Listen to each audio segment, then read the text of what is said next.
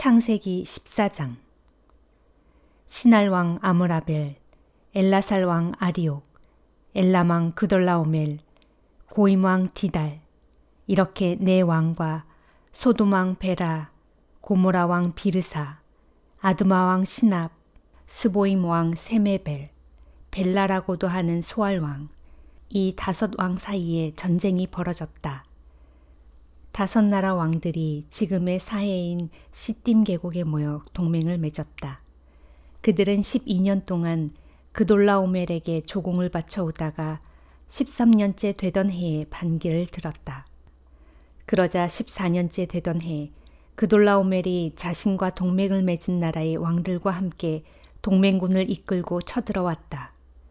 그돌라오멜은 아스드돛 가르나임에서 르바 족속을, 함에서 수스 족속을, 사웨 기랴다임에서 엠 족속을 쓰러뜨렸다.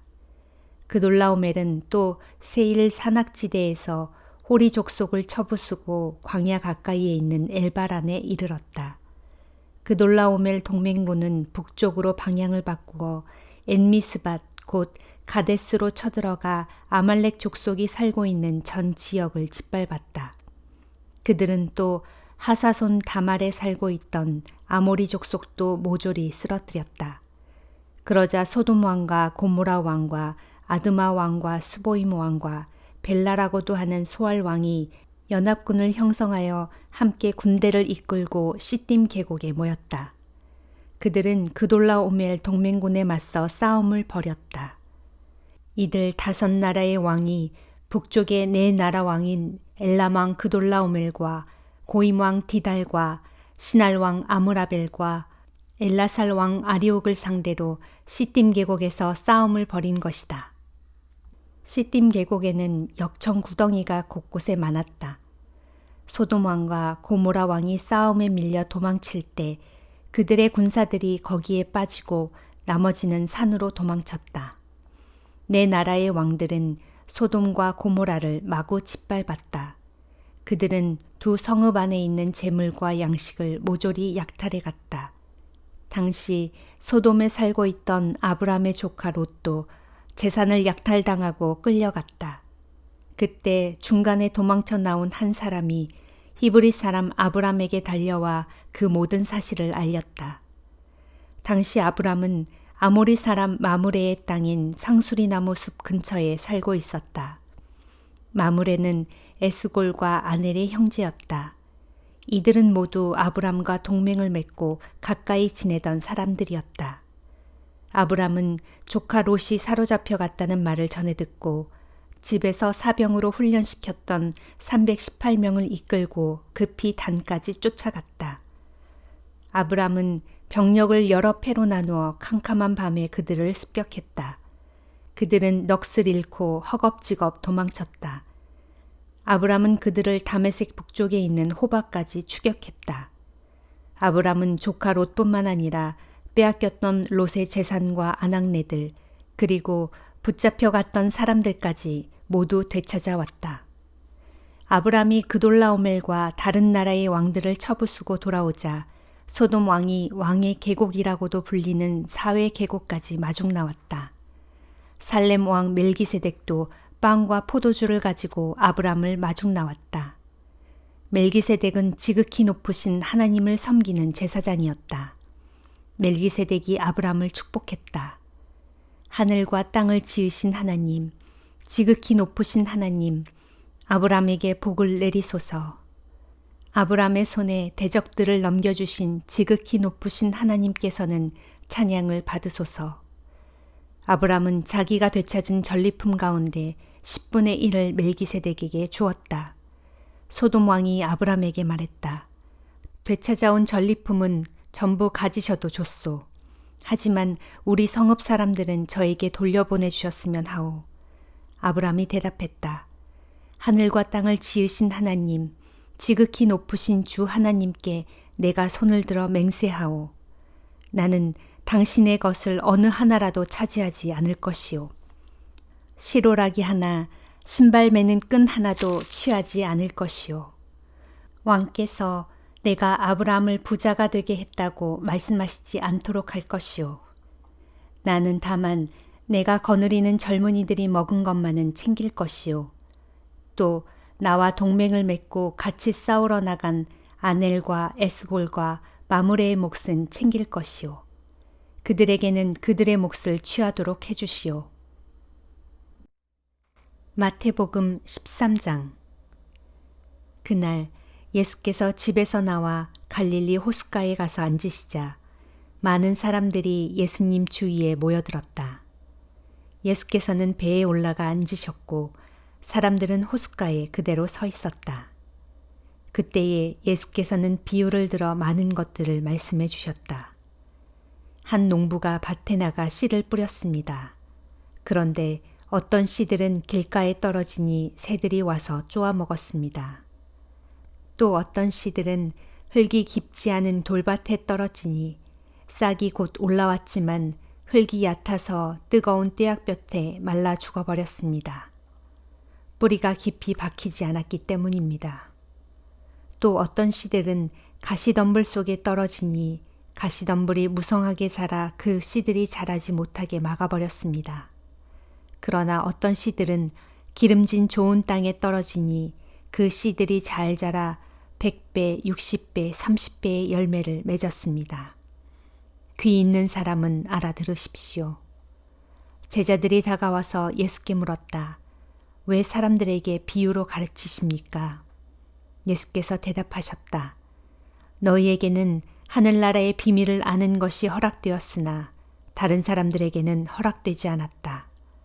가진 사람은 더 받아서 넉넉하게 되겠지만 갖지 못한 사람은 조금 있는 것까지도 빼앗길 것이다. 내가 비유로 말하는 이유는 이것이다. 즉, 그들은 보아도 보지 못하고 들어도 듣지 못하기 때문이다. 이로써 이사야의 예언이 이루어지는 것이다. 너희는 듣기는 들어도 깨닫지 못할 것이고 보기는 보아도 알아보지 못할 것이다. 이 백성은 마음이 굳어져서 귀는 듣지 못하고 눈은 감겨 있다. 이렇게 된 것은 그들로 하여금 눈으로 보지 못하게 하고 귀로 듣지 못하게 하고 마음으로 깨닫지 못하게 함으로써 그들이 내게로 돌아오지 못하게 하여 그들을 고쳐주지 않으려는 것이다. 그러나 너희 눈은 열려 있어 지금 보고 있으므로 복되고 너희 귀도 열려 있어 지금 듣고 있으므로 복되다. 내가 진정으로 너희에게 말한다.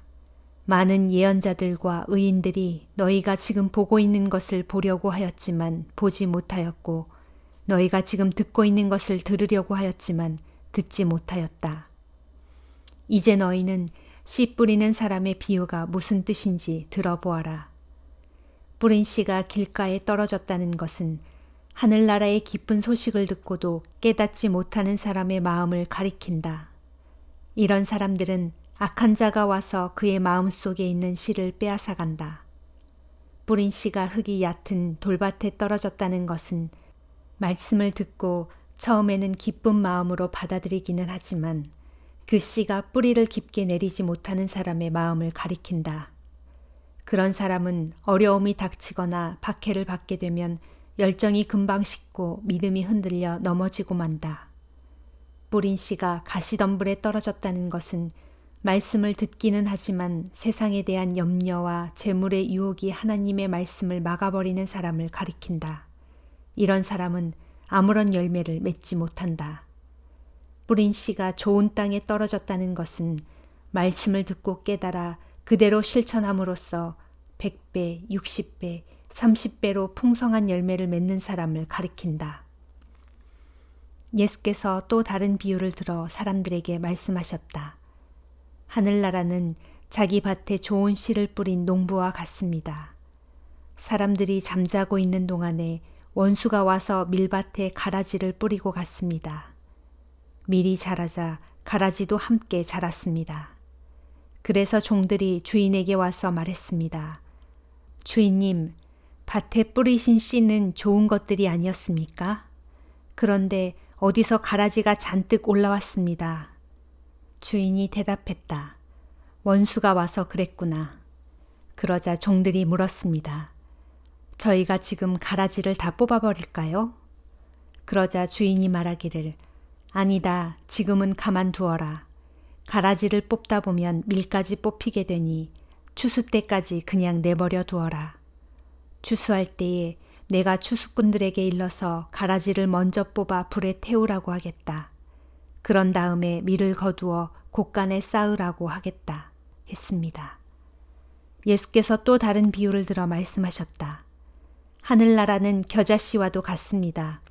겨자씨는 모든 씨앗들 중에서 가장 작지만 나중에는 새들이 날아와 그 가지에 둥지를 틀 만큼 큰 나무가 됩니다. 예수께서 또 이런 비유를 들어 말씀하셨다. 어떤 여자가 밀가루 서말의 반죽 속에 누룩을 살짝 넣었더니 반죽이 온통 부풀어 올랐습니다. 그렇습니다. 하늘나라는 이런 누룩과도 같습니다. 예수께서는 사람들에게 비유로만 말씀하셨다. 비유가 아니면 아무 말씀도 하시지 않았다. 이는 일찍이 예언자를 통해 선포하신 말씀이 이루어진 것이다. 내가 입을 열어 비유로 말하리니 옛적부터 감추어졌던 비밀스러운 일들을 드러낼 것이다. 그러고 나서 예수께서 무리를 떠나 집으로 들어가시자 제자들이 예수께 와서 가라지 비유를 설명해 달라고 청하였다. 예수께서 제자들에게 대답하셨다. 나는 좋은 씨를 뿌리는 농부이고 밭은 세상이다. 또 좋은 씨란 하늘나라의 백성들이고 가라지는 악한 자의 자녀들이다. 밀밭에 가라지를 몰래 뿌린 원수는 마귀이고 추수 때는 세상이 끝나는 날이며 추수하는 일꾼은 천사들이다.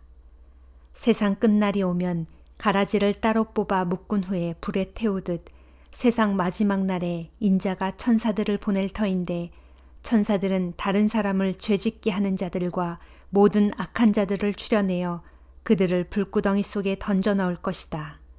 그러면 그들은 거기서 크게 울며 몸부림칠 것이다.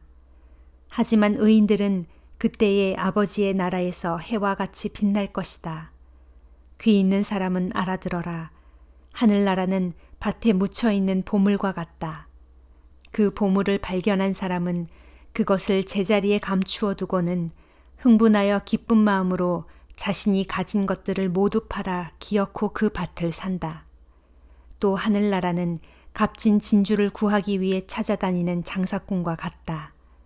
그가 값진 진주를 발견하면 있는 것들을 모두 팔아 그것을 꼭 산다. 또 하늘나라는 바다에 그물을 던지는 어부와 같다. 그물이 가득 차면 어부는 그물을 끌어올려 놓고 좋은 물고기는 추려서 그릇에 담고 나쁜 물고기는 내버린다. 세상 끝날에도 이렇게 될 것이다. 천사들이 의인들 가운데서 악한 자들을 가려내어 그들을 불구덩이에 던져 넣을 것이다. 그러면 악한 자들은 거기서 크게 울며 몸부림칠 것이다. 말씀을 마치신 후 예수께서 제자들에게 내 말을 알아들었느냐 하고 물으시자 제자들은 예, 알아들었습니다 하고 대답하였다. 그러자 예수께서 덧붙여 말씀하셨다. 그러므로 나의 가르침을 받고 하늘나라의 제자가 된 모든 율법 교사들은 자기 곳간에서 옛것이든 새것이든 마음대로 꺼내 쓸 수 있는 집주인과 같다. 예수께서 이렇게 비유를 들어 가르침을 베푸신 후 그곳을 떠나셨다. 예수께서 고향 나사렛으로 돌아가셔서 유대인의 회당에서 가르치셨다. 사람들은 예수의 가르침에 크게 놀라 서로 말하였다. 예수가 어디서 저런 지혜와 능력을 얻었을까? 저 사람은 본래 목수의 아들이 아닌가? 그의 어머니는 마리아이고 그의 동생들인 야고보, 요셉, 시몬, 유다도 우리가 다 알고 있다. 그의 누이들도 다 여기에 살고 있지 않은가? 그런데 예수가 어떻게 저런 것들을 터득할 수 있게 되었을까? 그러면서 사람들은 예수를 달갑지 않게 여겨 그를 배척했다. 그러자 예수께서 그들에게 말씀하셨다. 본래 예언자는 자기 고향과 자기 집안 사람들에게는 존경을 받지 못하는 법이요. 이처럼 고향 사람들이 예수를 믿지 않았기 때문에 예수께서는 그곳 나사렛에서 기적을 많이 베풀지 않으셨다. 느헤미야 3장. 대제사장 엘리야십을 비롯하여 그의 동료 제사장들은 다 함께 일어나 예루살렘 성벽 중 양의 문을 다시 세웠다. 그들은 양의 문을 거룩하게 하여 하나님께 봉헌하고 제자리에 문짝을 달았다. 이어서 그들은 함메아 망대에서부터 하나넬 망대에 이르기까지 성벽을 쌓은 후 하나님께 봉헌했다. 그 다음 구획은 여리고 사람들이 맡아서 이어 건축했고 그 다음은 이므리의 아들 삭굴이 맡았다. 하스나의 아들들은 물고기 문을 맡아서 문틀을 얹고 문짝을 단 다음 빗장도 만들어 달았다. 그 다음 구획은 하코스의 손자이며 우리아의 아들인 무레못이 맡았고 그 다음은 무세사벨의 손자이며 베레기야의 아들인 무술람이 맡았고 그 다음은 바하나의 아들 사독이 맡아서 건축했다.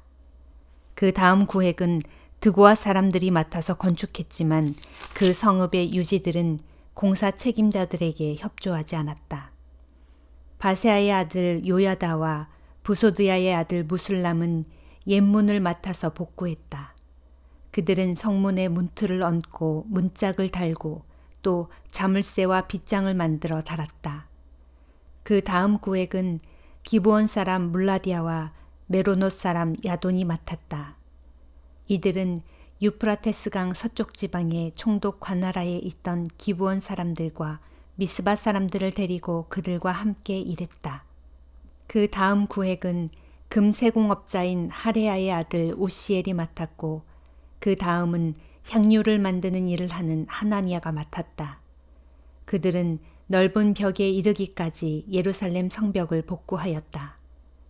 그 다음 구획은 후르의 아들 르바야가 맡았는데 그는 예루살렘 구역의 절반을 다스리는 지도자였다. 그 다음 구획은 하루마베 아들 여다야가 맡아 복구했다. 그가 맡아 복구한 곳은 자기 집 맞은편이었다. 그 다음은 하삼느야의 아들 핫두스가 맡았다. 그 다음 구획은 하림의 아들 말기야와 바핫 모압의 아들 핫숲이 맡았는데 그들은 풀무 망대에 이르기까지 복구했다. 그 다음 구획은 할로에스의 아들 살룸이 맡아 복구했는데 그는 예루살렘 구역의 절반을 다스리는 지도자로서 자기 딸들까지 동원하여 공사를 했다. 골짜기 문은 한운과 사노아의 성읍 주민들이 맡아서 복구했는데 그들은 대문을 세우고 문짝과 빗장과 자물쇠도 만들어 달았다. 그들은 또 거름문에 이르기까지 예루살렘 성벽 1000규빗가량도 복구했다. 거름문은 베타게렘 지역의 지도자인 레갑의 아들 말기야가 맡았다. 그는 자기 아들들과 함께 대문을 세우고 문틀을 얹고 문짝을 단 다음 빗장과 자물쇠도 만들어 달았다. 샘문은 미스바 지역을 다스리는 고로세의 아들 살룬이 맡았다. 그는 대문을 세우고 문틀을 새로 만들어 얹고 지붕도 만들어 덮고 문짝을 달고 빗장과 자물쇠도 만들어 달았다. 그는 또한 왕의 동산 곁에 있는 실로암 연못가의 성벽을 복구했는데 다윗성에서 내려오는 층계까지 복구했다. 그 다음으로 이어지는 구획, 곧 다윗의 묘지 맞은편부터 인공 연못과 용사의 집에 이르기까지의 성벽은 벳솔 지역의 절반을 다스리는 아수북의 아들 느헤미야가 맡아서 복구했다. 그 다음 구획은 바니의 아들 루훔의 지휘에 따라 레위 사람들이 맡아서 복구했고 그 다음은 그일라 지역의 절반을 다스리는 하사비아가 맡았다. 그 다음 구획은 그일라 지역의 나머지 절반을 다스리는 헤나닷의 아들 바웨의 지휘에 따라 레위 사람들이 맡아서 복구했다. 그 다음으로 이어지는 구획, 곧 성벽 모퉁이부터 무기 창고에 이르기까지의 비탈길은 미스바를 다스리는 예수아의 아들 에셀이 맡아서 복구했다. 그 다음 구획은 삽베의 아들 바룩이 맡았는데 그는 성의 굽은 곳에서부터 대제사장 엘리야십의 집 입구에 이르기까지를 맡아서 복구했다. 그 다음으로 이어지는 구획, 곧 대제사장 엘리야십의 집 입구에서부터 그 집이 끝나는 모퉁이까지의 구획은 학고스의 손자이며 우리아의 아들인 무레못이 맡아서 복구했다. 그 다음 구획은 그 구획의 주변 지역에 사는 제사장들이 맡아서 복구했다. 그 다음 구획은 베냐민과 핫숲이 자기들의 집 맞은편을 맡아서 복구했고, 그 다음은 아나니아의 손자이며 마아세야의 아들인 아사랴가 자기 집 가까운 곳을 맡아서 복구했다. 그 다음 구획은 헤나닷의 아들 빈누이가 맡았는데, 그는 아사랴의 집에서부터 북쪽으로 성의 굽은 곳을 지나 그 모퉁이까지 맡아서 복구했다.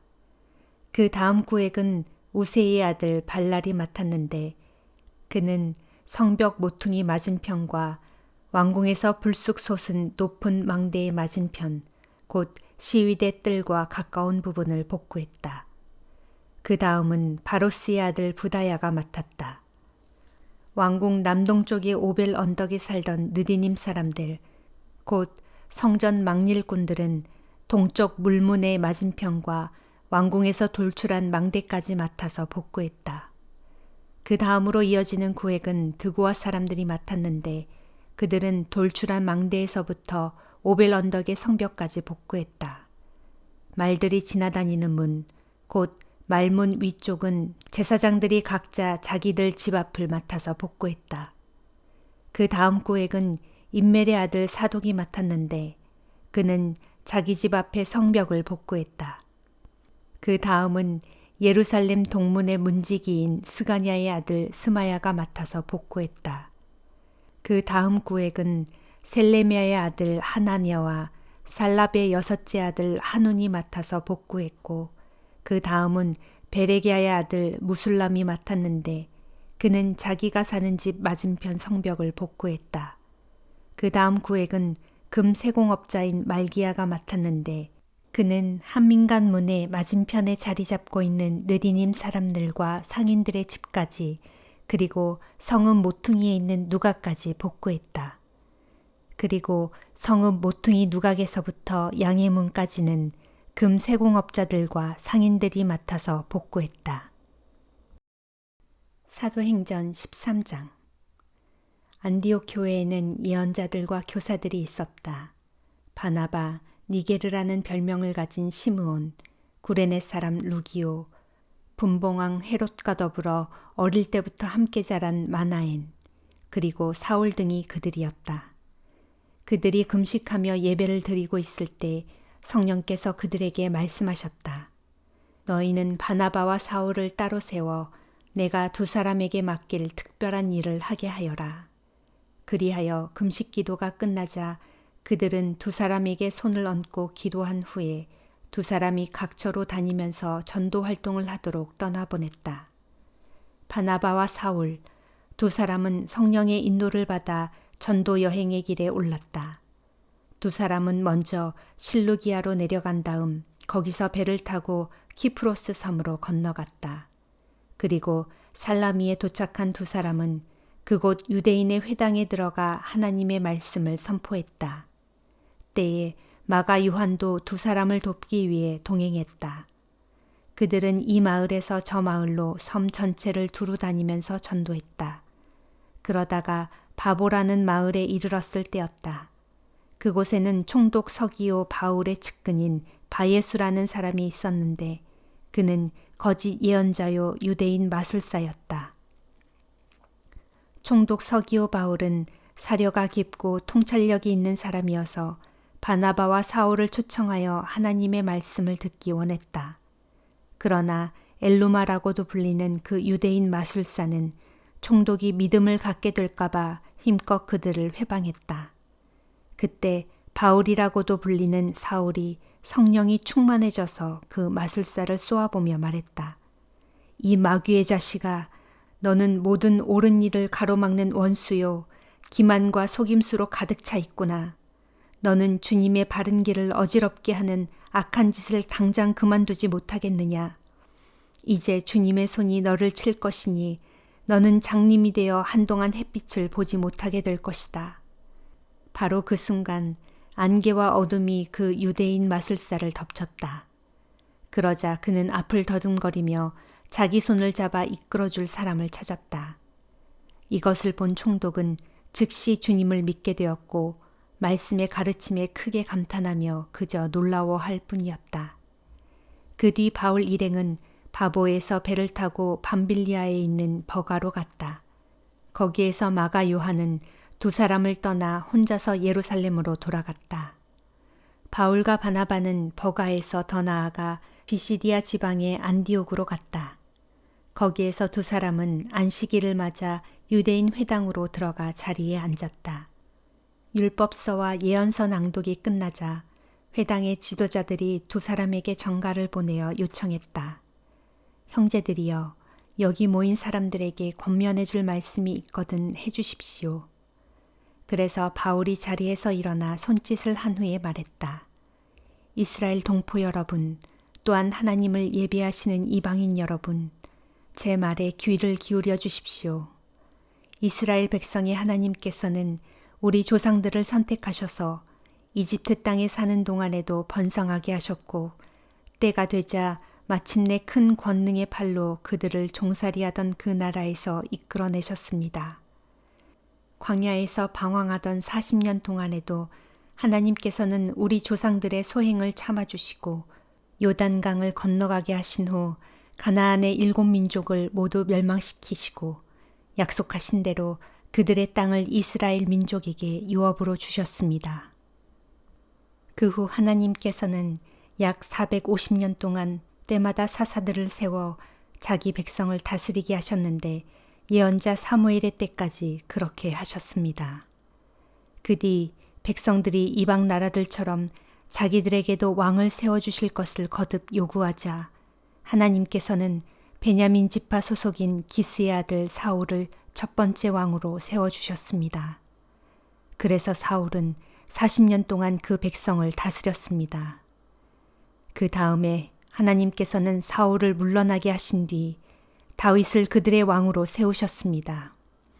이 다윗에 대해 하나님께서는 내가 이새의 아들 다윗을 찾아냈으니 그는 내 마음에 꼭 드는 사람이다. 그는 분명 내 뜻을 다 이룰 것이다 하고 칭찬하셨습니다.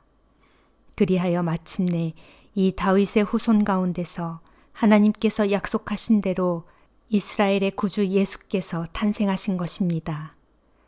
예수께서 이 땅에 오시기 전에 세례 요한은 이스라엘의 모든 사람들을 향해 속히 회개하고 세례를 받을 것을 광야에서 선포했습니다. 그리고 세례 요한은 자신의 사역을 다 마칠 무렵에 이렇게 말했습니다. 여러분은 나를 누구라고 생각합니까? 나는 그리스도가 아닙니다. 메시아이신 그분은 내 뒤에 오실 것입니다. 나는 그분의 신발끈조차도 풀어드릴 자격이 없는 사람입니다. 아브라함의 자손인 동포 여러분, 그리고 하나님을 경외하는 이방 사람들이여, 이 구원의 말씀은 우리 모두를 위한 것입니다. 그런데 예루살렘에 사는 유대인들과 그들의 지도자들은 예수를 메시아로 알아보지 못했습니다. 알아보기는커녕 예수를 정죄함으로써 그들이 안식일마다 읽는 옛적 예언자들의 말씀을 그대로 성취하고 말았습니다. 그들 유대인들은 예수를 처형할 만한 아무런 근거가 없는데도 로마 총독 빌라도에게 예수를 십자가에 못 박아 죽이라고 요구했습니다. 이렇게 그들은 예수에 관해 기록된 모든 말씀대로 주께 다 행한 후 예수의 시체를 십자가에서 내려다가 무덤에 두었습니다. 그러나 하나님께서는 죽은 자들 가운데서 예수를 다시 살리셨습니다. 그리고 다시 사신 예수께서는 갈릴리에서 예루살렘까지 동행했던 뭇 사람들에게 여러 날에 걸쳐 자신의 모습을 나타내 보이셨습니다. 그들 목격자들은 지금 사람들에게 예수를 증거하는 증인들이 되어 있습니다. 그처럼 증인된 우리는 하나님께서 우리 조상들에게 약속하셨던 기쁜 소식을 여러분에게 가지고 왔습니다. 하나님께서는 예수를 다시 살리심으로써 그들의 후손인 우리를 위해 자신의 약속을 이루셨습니다. 이것은 시편 제2편에 너는 내 아들이라 오늘 내가 너를 낳았다 라고 하신 말씀 그대로입니다. 하나님께서 예수를 죽은 자 가운데서 살려내시고 다시는 죽지 않게 하신 이 사실은 성경에 내가 다윗에게 약속한 거룩하고도 확실한 복을 너희에게 주겠다 라고 하신 말씀이 그대로 이루어진 것입니다. 또 다른 시편에도 기록되기를 주님께서는 주님의 거룩하신 분을 썩지 않게 하실 것이다 하였습니다. 이 말씀은 다윗을 가리켜 하신 것이 아닙니다. 다윗은 하나님의 뜻에 따라 섬기며 살다가 죽었고 죽어서는 조상들과 함께 땅에 묻혔기에 그의 몸도 이제는 썩어 없어졌습니다. 그러나 하나님께서 다시 살리신 그분은 무덤 속에서 썩은 일이 없습니다. 그러므로 형제들이여 여러분께 알려드리고 싶은 것은 이것입니다. 즉, 이 예수를 통하여 우리가 하나님께 죄를 용서받을 수 있다는 것입니다.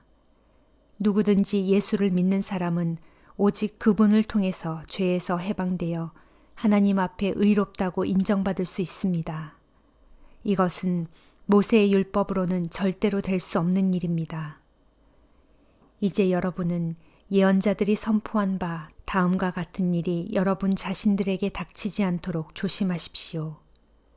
보아라, 너희 비웃는 자들아, 너희는 기가 막히게 놀라다가 마침내 망하리라. 너희가 믿지 못할 일을 내가 너희 시대에 행할 것이니 누군가 너희에게 말해도 너희는 믿지 않을 것이다. 설교 후 바울과 바나바가 회당을 나서자 사람들은 다음번 안식일에도 와서 설교해 줄 것을 그들에게 간청했다. 모임이 끝난 후 많은 유대인들과 개종한 이방인들이 바울과 바나바를 따라 나섰다. 그러자 두 사람은 그들과 이야기를 나누면서 늘 하나님의 은혜 가운데서 살아갈 것을 권면했다. 그 다음 안식일이 되자 그 도시에 사는 거의 모든 사람들이 주님의 말씀을 들으려고 회당으로 모여들었다.